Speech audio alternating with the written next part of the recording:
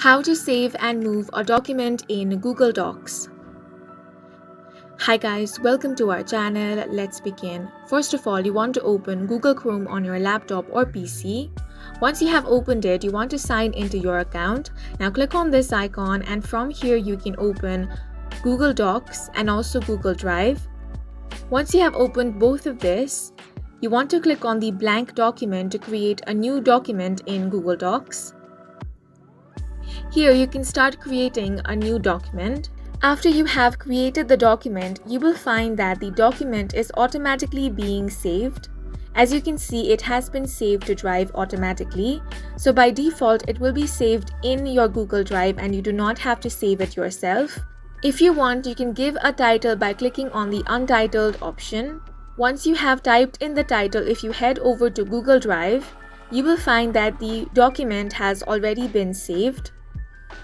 Now let's say that you want to move this document to somewhere else.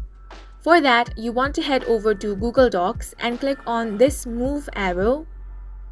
Once you click on this icon, you can move this document wherever you want into whichever folder you want. I'm going to move this to the test folder. Click on the move option. Once you click on it, it is going to be moved to that folder. Head over to Google Drive to check. Simply click on the folders list. Once you open the folder, as you can see, that document has been moved. Now, if you want to quickly move this somewhere else, you can simply click and hold on that document and drive it to whichever folder you want.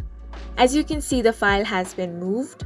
Now, if you want to download this file and save it to your laptop or PC, then for that, you want to click on the File option. From this list, select the download option and select whichever format you want. Once you click on it, it is going to be downloaded and saved in your laptop or PC. And that's it for this video. If you found it helpful, please make sure to hit the like button and subscribe for more videos like this.